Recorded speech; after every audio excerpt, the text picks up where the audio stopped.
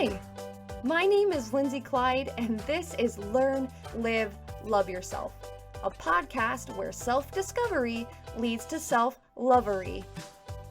Each episode, I am delivering fun, practical ways to peel back the layers of your life and tap into that deep down you. Changing your mind one challenge at a time, this podcast will get you loving yourself better every day. It's time to grow. Come learn, live, love yourself with me.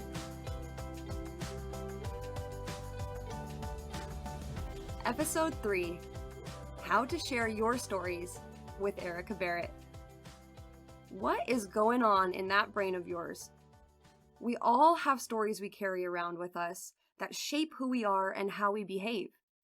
Most people never take the time to examine their life experiences and ask how and why they respond to these stories.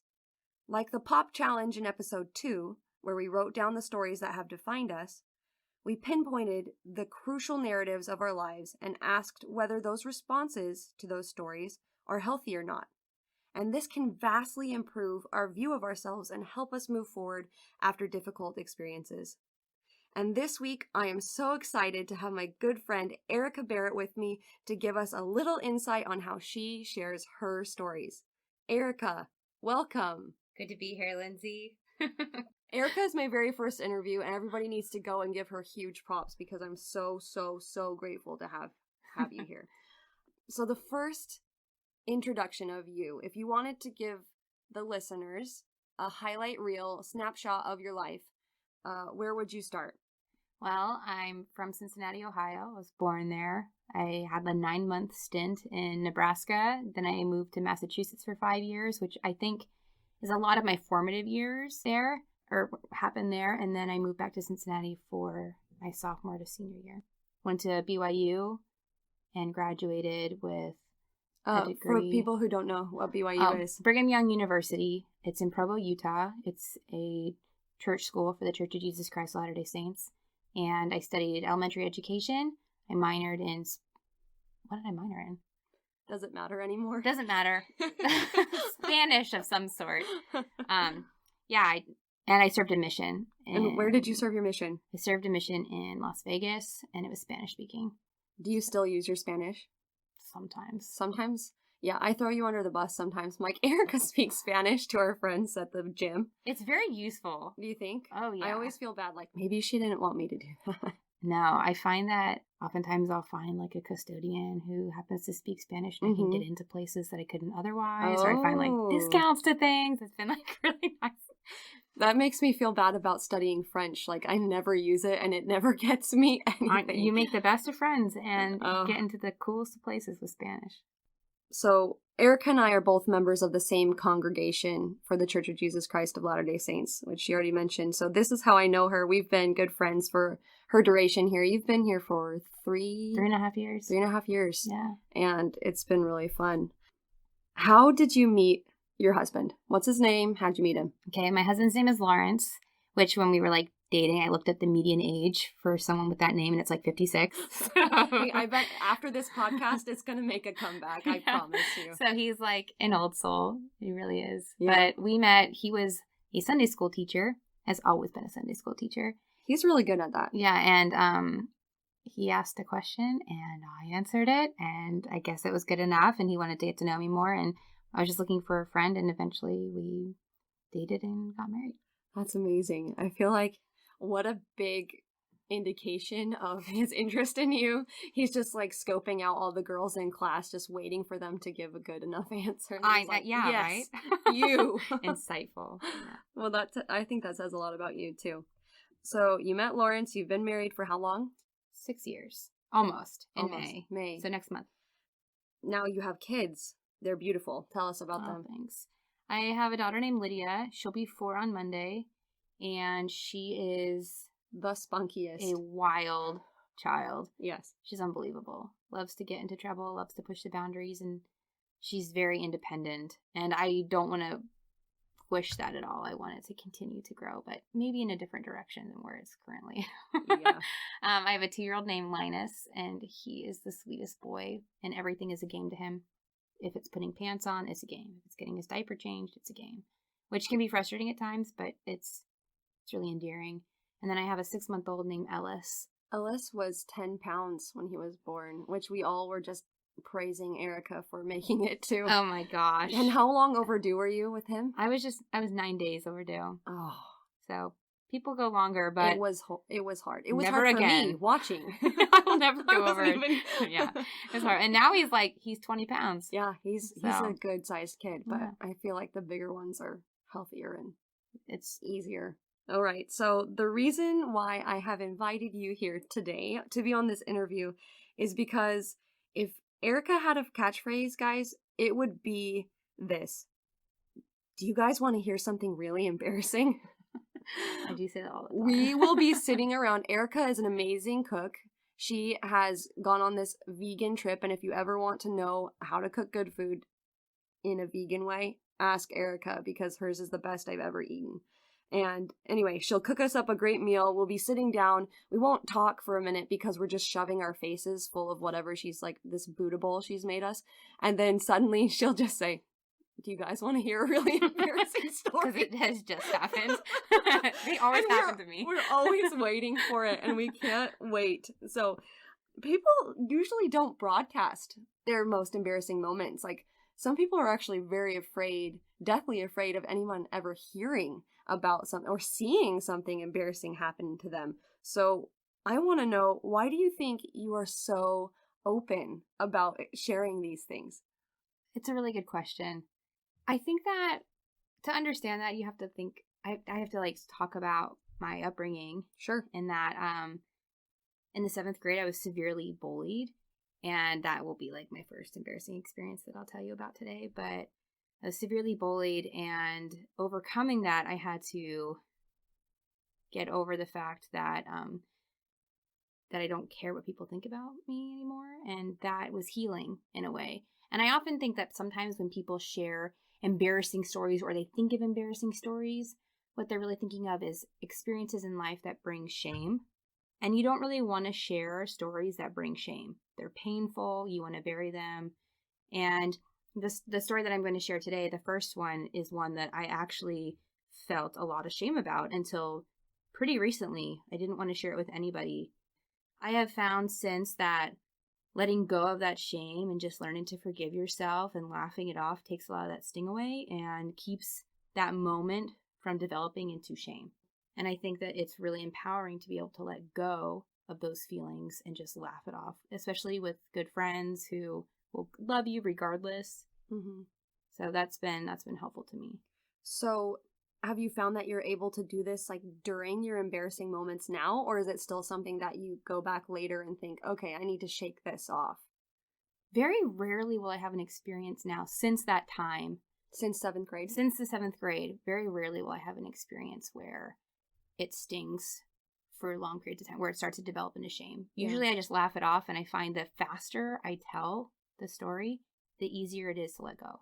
Because then it doesn't like fester in your brain. Yeah, definitely. It does. It festers. It rots a part of your soul. And when you are washing the dishes, or if you're just kind of walking, living your life, it will hit you and you cringe. Yes. That sometimes I still have those moments, but usually I just am able to let go.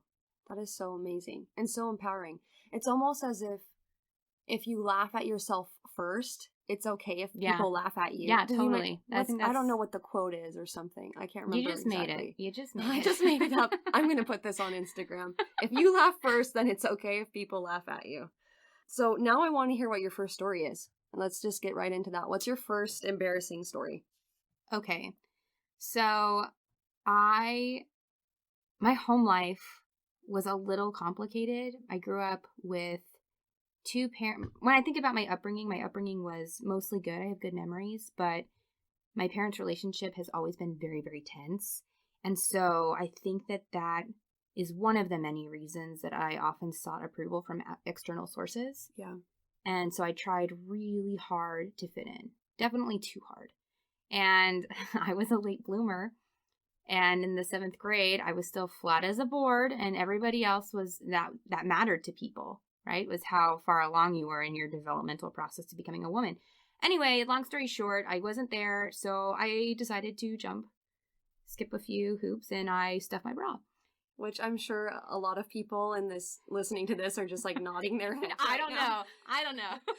Adjusting their tissues as we speak. See, and that was the flaw in my plan is I just use socks, which are lumpy and are not great.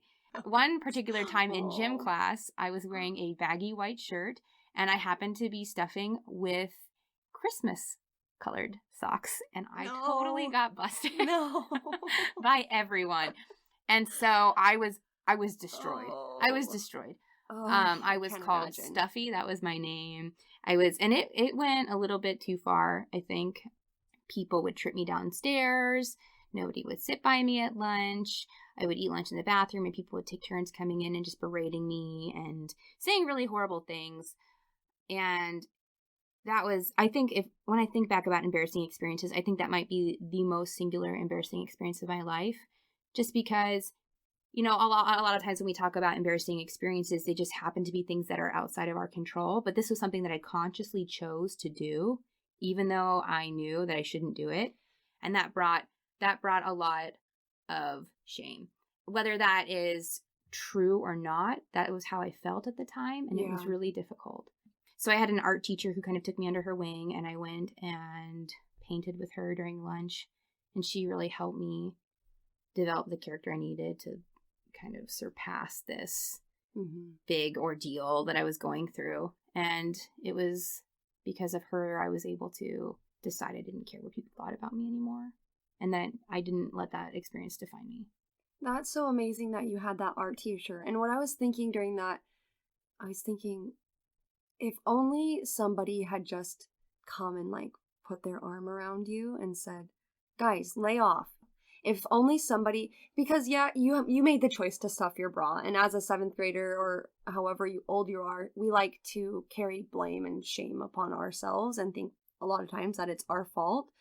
But all of these kids also had the choice to let it go, to recognize. And I mean, how much maturity do you have when you're 7th grade? 7th grade is the worst. It's the worst. Yeah. I feel so bad for middle school kids. Lauren skipped 7th grade, and I'm always like, you're not even a real human. Because you haven't been through that the experience. Fire.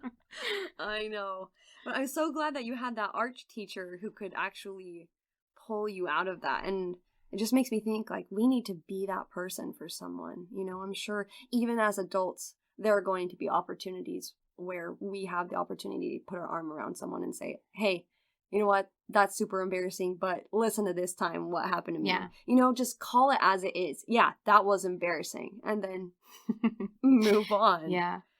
So does that story ever come back to bother you, or are you over it now? No, it's one of those stories that I still feel like at times I'm healing from.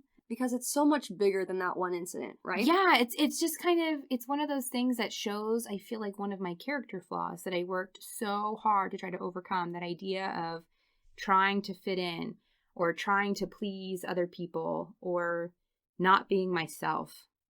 And so sometimes I will do something even in my adult life that's not true to who I am, and I catch myself and I feel that twinge of pain that I felt even as that confused 13-year-old girl. I feel like everyone has that. I mean, maybe to different degrees. We don't always live up to what we want to. But one of the great quotes from conference this last weekend, general conference for our church, we meet twice a year to listen to the general authorities of our church. And who was it that said, guilt after you've repented of a sin, not that you needed to repent of this, but guilt after you repented of a sin acts as a reminder and a warning to... Oh, it's Ted Arcalister. Do you remember how he said it? Oh, it just talked about like why do we still feel guilt or pain after we've repented of a sin? Mm-hmm. And it's like sometimes it's just a little reminder of you don't want to go down that path again. You remember how that felt. Yeah. I wonder if we could apply that to these things that come back to haunt us. That it's not there to necessarily drag us down and burden us, but maybe to remind us of the lesson. And you've taken the time to actually sort through this story, which is the point of these episodes here, is to pinpoint what we are carrying and dissect it and figure out, why did this really bother me? It's not just because people were laughing and treating you horribly, which was very valid in and of itself. But it's also this underlying thing of this need to be validated and this need for approval and love from people. And so I wonder if this guilt or this feeling of these haunting stories can be good reminders to us, to remind us ourselves, like, hey, you were seeking for approval, and look where it got you. If I stay true to me, maybe, it'll work out a little bit better. I don't know. Yeah. So do you think this story has influenced how you have set about parenting your children? Because you are very, very mindful about how you parent Lydia, Linus, and Ellis. I've always thought that you were a very good example of that. So do you think that story has any effect on how you parent? Yeah, I definitely do. And it's interesting because sometimes I will see Lydia act in a certain way, not so much Linus and Ellis because they're too young, but Sure. Lydia act in a certain way where I think, you're not doing that because it's what you want to do. You're doing that because this is what everybody else is doing, or this is what you feel like you should be doing in this moment. Mm-hmm. And that triggers me a little bit. And it's something that I really want to work with Lydia. And I want her to love herself the way that she is. And to be okay if, she wants to be a cat queen and everybody else wants to be Belle from Beauty and the Beast. And she can go off in a corner by herself and be the cat queen. And that's okay. She doesn't have to do everything that everybody else is doing. And so that's something that we've been working through together, is if somebody doesn't want to play with you, it's okay to be by yourself, or you can start something else. And that's such a big deal. It starts that young. She's 4 years old. It starts so young, that approval or need for approval. Yeah. It's interesting. I don't think I've ever realized that. I want to know what your second story is. Okay, this one's a little longer. Warning. Yes. The following material may not be suitable. Just whatever. So I strategically chose stories that are different types of embarrassment. Yeah, good. And this is a longer story. It has a couple parts. But when I was in high school, I had an incident where I was wearing this really nice outfit. It was a beige linen skirt, this really cute top, and high-heeled sandals. And I started my period. And I didn't realize it, and I bled through the skirt. And it was only the first 2 periods of the day when I realized this. Periods. And periods. Then I realized this, and so I went to the gym to go change. And my skirt, I just couldn't do anything about it. I couldn't wear it. So the only thing I had in my locker were my gym shorts. So I had to put on gym shorts with a really nice blouse and high-heeled sandals. No. It was so awkward looking. And somebody asked me, why are you wearing that? What are you doing? And I said, it's mix match day. Or it's mismatch day. And they were like, what are you talking about? And I said, yeah, this is one of my theme days. I'm going to do theme days from now on. And this is mismatch day. And so this kid and he was a junior and I was a senior. We started doing theme days. And so we did jock day, where we borrowed uniforms from the bowling team and we dressed like bowlers, or decades day, where we dressed like flappers from the 1920s. We did Swedish fish day, where we had shirts that said we'll work for Swedish fish. And we threw Swedish fish at each other and gave bags to random people. People liked our theme days. I would have liked that theme day. But one of the this is another embarrassing experience that a theme day kind of recovered. It was Halloween, and when I was a little girl, I dressed like a pink crayon. My mom made me this costume. It's really cute, and the little conic point of the crayon I wore as a hat. Yeah. And then the rest of it was just this cylindrical body that you stick your arms out through. Yeah. Totally. It was really cute. It was pink.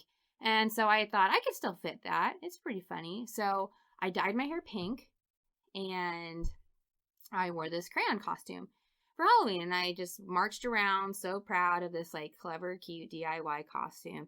And the next day, people asked me, why are you dressed up like a giant penis? What was that about? Why were you dressed like that yesterday? And I was like, oh my gosh. No. There was no Crayola on the side. It didn't really say pink. It was just, it was so obvious to me, but that curse of knowledge, I really indeed did look like a big penis. And what was worse is this temporary dye that my friend had given me did not wash out. I actually had to get my hair stripped and re-dyed. Really? By a professional person? By a professional person, and it cost me like hundreds of dollars. But before I had to go get it styled, I just had to sit there with like pink hair, which was fine, but I had washed so many times that it was kind of fading. Anyway, I decided to do a theme day, which was emo day. And so I put safety pins through my earring holes, and I wore lots of eyeliner and a band t-shirt, and my friend did it with me. And it was just a really funny way to kind of recover from something that could have been potentially embarrassing. Yes. But, and so that is something that I feel like was really good for me. Was those are two experiences that could have been really embarrassing, but I had a good friend who helped me. We just turned it into something funny and memorable, and people didn't remember that part. They remembered the time when I was having mismatch day, not the fact that I bled through my skirt or that, I look like a giant penis walking to the school. Totally. Although they may have remembered that despite my best efforts. One day I'll interview somebody on this podcast and they're going to be like, I was at Erika's high school. I totally remember that. So I guess I want to hear, you have another story. Yes. I want to hear this one too. Okay. Let's hear it. This is the most recent. And this happened, I still have embarrassing experiences all the time, but this is the one that's like most memorable to me right now. This happened like a year ago, last December. My sister-in-law always has an annual gingerbread house making party.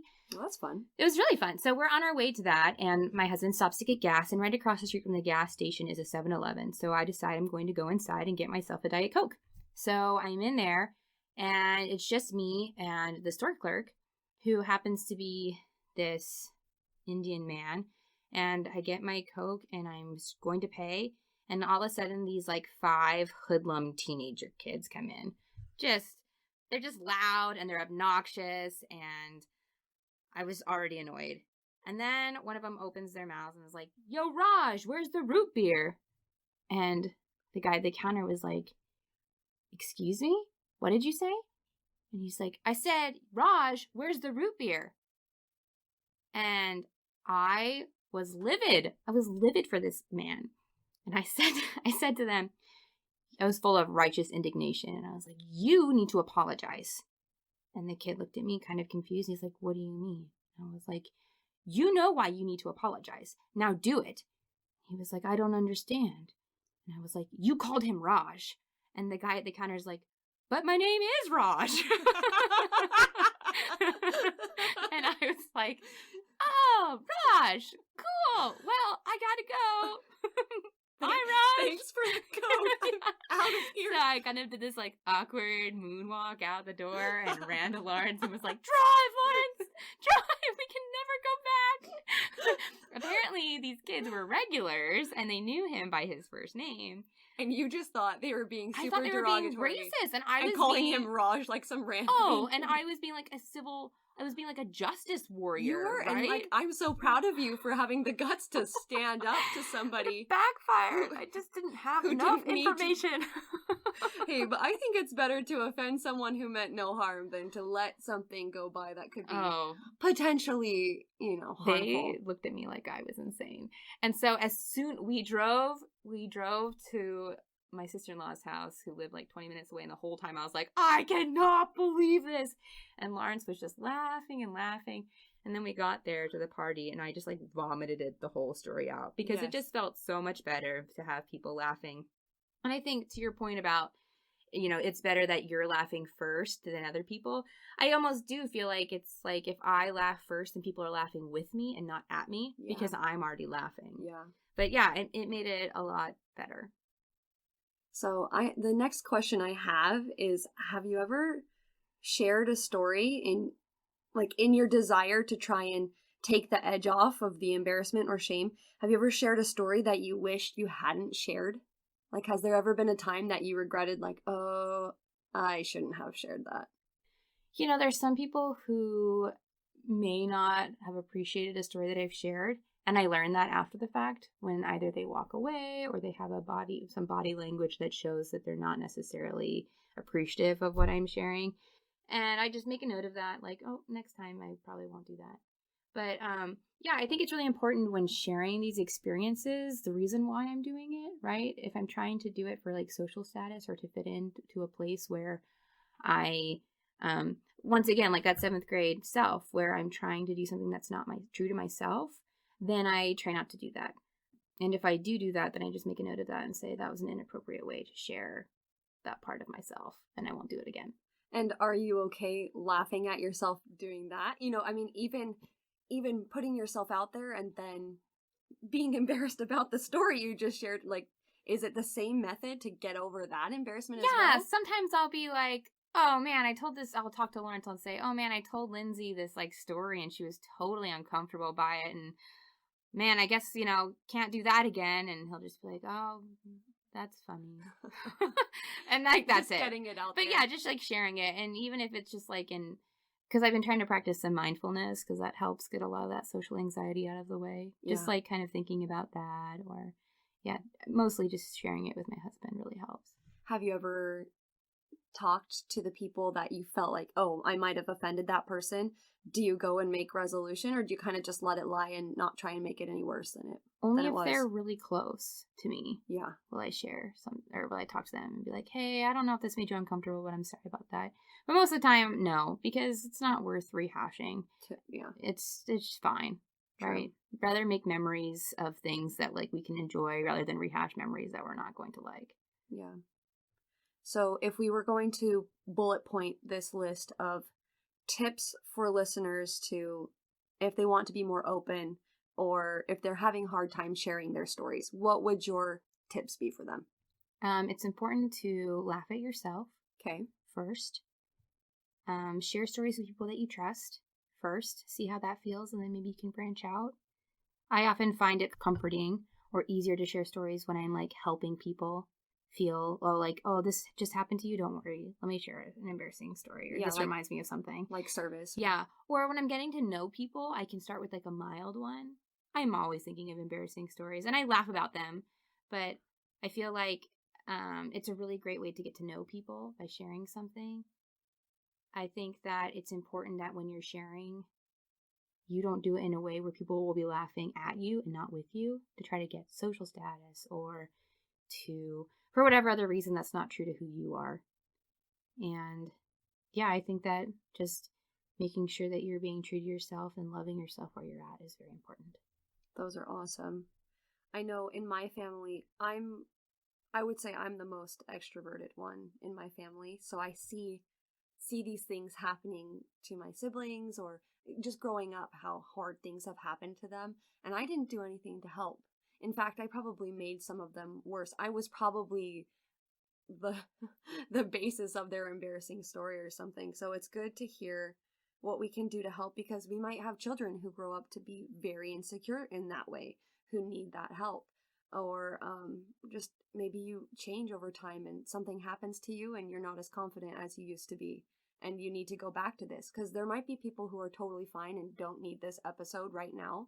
That doesn't mean that you're going to feel that way for the rest of your life. It's true. And it's funny how I think that like some embarrassing things aren't embarrassing to me. Like I'll retell a story and I'll say like, oh, this is a funny story. And somebody will say, oh my gosh, that's so embarrassing. I don't know how you are able to be fine from that. And it's totally fine to me. And other moments, somebody will share something and I'm like, oh man, that's rough. And it's not bad for them. So just to remember that just because something is not embarrassing to you doesn't mean it is not embarrassing for somebody else. And that's something they're working through. So yeah, and even in yourself, like this shouldn't bother me, but it does. I think it's okay to just allow yourself to feel those feelings, not pass judgment, and just move forward. I agree. I love that. So earlier when we were talking before we started the show for reals, you were telling me about, was it Peaceful Parent, Happy Child? Yeah. What exactly from that book did you feel was relevant for this topic? So Peaceful Parent, Happy Child by Laura Markham is a really great book in the sense that she says if there's something that your child is doing that just sets you off and makes you react in a way that's inappropriate or you're overreacting to something, it's potentially because there's something that's unresolved in your past that you did as a child that's bothering you. Mm-hmm. And so oftentimes that will relate to an embarrassing experience that you've had or something that you don't necessarily like about yourself or liked about yourself as a child. And so I just think that that is really relevant to right now because those feelings of shame often relate to embarrassing stories. And she goes through a way to handle those in yourself. She has a workbook, but her book often gives details as to how to overcome those things. And so I would recommend that book. Another really good one for, I'm sure, is this a women's mainly podcast? Yeah, okay. Women. I mean, some men are probably going to be out there. Hopefully, my dad and Steve. Hey ho, men. But yes, well, mostly actually, women. and this is a book that's really good for men and women, notwithstanding the title. It's called Mindful Birthing, and it's about women who are pregnant primarily, but it's also she's really cool. She has meditations to do with your partner, and partner meditations and meditations to do with your family and how to overcome fears and things that bring joy and discussing those things and finding a balance. And I also recommend that as a really good way to listen. So say the title of that again. It's called Mindful Birthing. Ooh, I don't know the author. I'll link Peaceful Parent, Happy Child and Mindful Birthing in the show notes for whoever would like them to read those things and delve a little bit deeper. No, I'm not getting paid for this, but Laura Markham, if you're hearing this, send something my way. Just a baby podcaster, barely surviving. No, but those will be linked in the show notes, and you can find those at learnliveloveyourself.com. And on wherever you're listening to your podcast, the show notes will be there, and you can find those books. So, Erika, thank you so much. You are a font of wisdom and funniness. What's the word? Humor. You always bring a smile to my face and everybody that you're around, and you're a joy and a blessing to have as a friend. This was a lot of fun. Thank you so much for being here. All right, my lovelies, that is it. This week's Pop Challenge is going along with what our dear friend Erika was telling us about today. Your Power of Practice Challenge this week is to share a story. And this can be with a friend. It can be on social media to all of your non-friends, the friends that you had in those embarrassing high school years, or to that random guy you're sitting next to on the bus right now, okay? So remember, a Pop Challenge is a Power of Practice Challenge. And if we want to make any type of meaningful change in our life, we have to be willing to practice and fail and make fools of ourselves. And then, like Erika said, laugh. So this week, you are going to open up. You're going to recognize what your stories are and when you might want to share them. And you're going to give yourself a break for the embarrassing things that have happened in your life. But my one precaution is please be wise about where and how you share your stories. Be brave, be bold, but be wise. Not all stories, like Erika said, are meant for every person. And if you do choose to share on social media, which I hope you do because I want to hear these stories, please tag at Learn, Live, Love Yourself podcast on Instagram and add the hashtag Learn, Live, Love Yourself so I can see you in action. Thanks again, Erika. I'm so happy that you came. And remember, everyone, please leave a review. And next time, bring a friend.